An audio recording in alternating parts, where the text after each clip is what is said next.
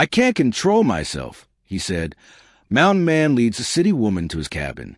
The wind came down off Wolverine Peak, like a living thing, howling through the pines and rattling the chinking in Jed Holt's cabin walls. Snow piled against the north side until it reached the eaves. Inside, the single room glowed orange from a fireplace, the only light besides a tallow candle stub on the table. Jed sat on a three-legged stool, whittling. The knife moved steadily, shaving curls from a piece of pine. Another wolf took shape under his hands, lean, watchful, alone, the 15th this winter. He had built the cabin 20 feet square, no loft at first, just a bunk and a hearth and silence. He had come here for after Mary and the baby were buried on the Kansas prairie. 15 years of silence. Thunder nickered from the lean-to, uneasy at the storm. Jed set the half-finished wolf beside its brothers on the mantel and fed the fire another log. The blizzard screamed louder, as if it resented the warmth. Then he heard it, a cry, thin as a knife blade, carried on the wind. Human. Jed stood still, listening. Could have been a lynx. Could have been nothing. The smart thing was to bar the door and wait till morning. Smart men didn't die in wideouts for strangers. He pulled on his buffalo coat anyway, took the rifle down from the pegs, and stepped into the teeth of the storm. Snow stung his eyes shut the moment he left the lee of the cabin. He kept one hand on the guide rope he'd strung to the lean-to, found thunder blowing steam, and led the horse out bareback. The world was white and roaring. He followed the cry downhill, trusting thunder's footing more than his own sight. Half a mile down the slope, he found the stagecoach on its side, tongue broken, wheels shattered, horses gone or dead. Mail sacks had burst open. Letters fluttered like dying birds. The driver was frozen stiff across the seat, for passengers lay scattered, already half buried. Jed was turning away when he saw a gloved hand sticking out of the snow beside an overturned trunk. Small hand, still twitching. He dropped to his knees and dug like a badger. The woman underneath was blue-lipped, eyelashes rimed with ice. City coat, useless against mountain cold. He dug her out, slung her across Thunder's withers in front of him, and wrapped his coat around them both. She weighed next to nothing. Her head fell against his chest, as if she belonged there. The ride back took an hour that felt like 10. Wind cut through his shirt where her frozen body pressed. He kept one arm locked around her waist and spoke to Thunder in the low voice that calmed the horse. "Almost home, boy. Keep moving." Inside the cabin, he kicked the door shut against the storm and laid her on the bunk. Her lips were purple. He didn't think. He peeled the ice coat and dress away, clinical as skinning a deer, eyes averted where modesty demanded. Drew a sharp breath at the bruises already blooming along her ribs, maybe from the crash, maybe older. He wrapped her in the buffalo robes Mary had sewn, piled on bare skins, banked a fire high. Then he sat on the stool with his back to her and waited, knife idle in his hand. Hours later she stirred, a whimper turning into a scream. "Easy," he said rough. "You're safe." Charlotte Whitmore came awake fighting blankets and terror. A bearded giant loomed over her, eyes pale as winter sky. She scrambled back until the log wall stopped her. "Where my clothes, sir, what have you?" Frozen solid. "Cut 'em off or you be dead." His voice was gravel. "Ain't touched you improper. Fire's warm. Stay put." She looked around wildly. One room, one bunk, one man, no one else. "The others," she whispered. He shook his head once. The sound that came out of her then was raw, animal. She folded forward, face in her hands, and wept like her heart had cracked wide open. Jed sat frozen, remembering another woman who had cried the same way on a different night long ago, while he stood outside a soddy and could not go in. When her sobs quieted to shudders, he pushed a tin cup of coffee into her hands. "Drink." She obeyed, teeth chattering against the rim. Charlotte Whitmore, she managed. Boston. Jed Holt. He jerked his chin toward the window, white with storm. Wolverine Peak. Reckon we're stuck a spell. The blizzard held for 9 days. On the second morning, he dug through a chest he hadn't opened in years and laid Mary's dresses on the bunk. Simple calico, wool, nothing fine. Charlotte's fingers shook as she touched them, I can't wear a dead woman's clothes.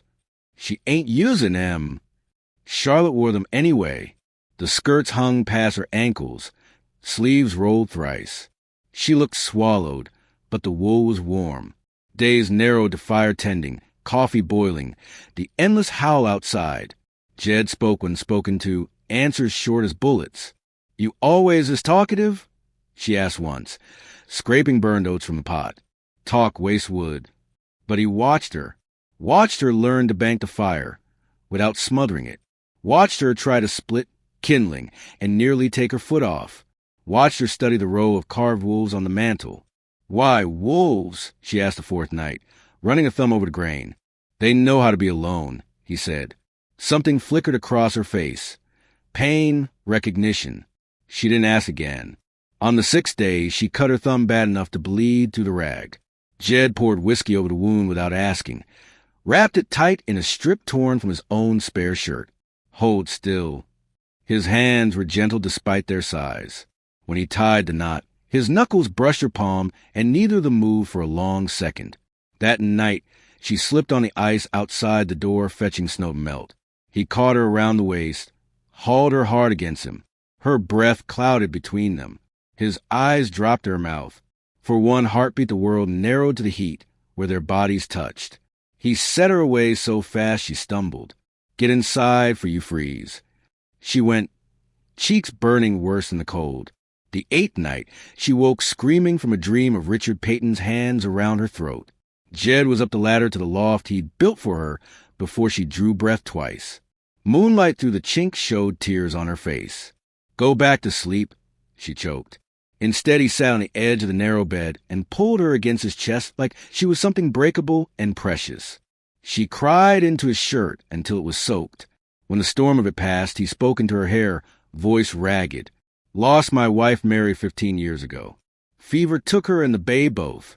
Buried him on the prairie and kept walking north till the land ran out of people. Figured alone was safer." Charlotte's arms tightened around him. "I'm sorry. Reckon sorry don't cover it." He rested his cheek against her hair, smelled of wood smoke and the lavender soap still in her trunk, and felt something inside him crack like thin ice. She tilted her face up. "I'm tired of being afraid, Jed." Then she kissed him. It was soft at first, asking. When he groaned and kissed her back, it turned hungry. Years of loneliness poured out of him like blood from a fresh wound. He lifted her, carried her down the ladder, lay her on the bunk that had been his alone for a decade and a half. They came together fierce and reverent, learning each scar and hollow, whispering each other's names like prayers. For 3 days the storm raged harder, as if the mountain itself protested joy. Inside the cabin they laughed, real laughter that startled thunder in the lean-to. They carved wolves side by side, her clumsy knife beside his sure one. They made love slow by firelight and urgent in the gray dawn. Jed discovered she hummed when happy. Charlotte learned he smiled with his eyes first. On the 10th morning the wind died sudden as a snapped neck. Sunlight speared through the chinks, blinding white on new snow. That afternoon 3 riders came up the slope. Horses lathered despite the cold. Charlotte saw them first from the doorway and went still as death. Richard Peyton sat the lead horse, fine black coat, dusted white, face twisted with triumph. 2 hard men flanked him, rifles across their saddles. "There you are, my dear," Richard called, voice oily. "Your father's debts are quite pressing. Time to come home." Jed stepped out beside her, Henry repeater already in his hands. "She ain't going nowhere." Richard smiled like a wolf. "She's my fiancé." Charlotte said. Her voice didn't shake. She picked up the Spencer carbine Jed had taught her to load. "I'm staying." Richard's smile thinned. "Take her." The first gunman cleared leather a heartbeat too slow. Jed's rifle cracked. The man dropped with a hole through his coat. The second swung toward Charlotte. She fired from the hip the way Jed showed her. Boom!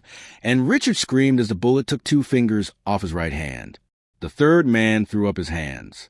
Richard wheeled his horse, blood dripping bright on the snow, and fled down the mountain shrieking curses.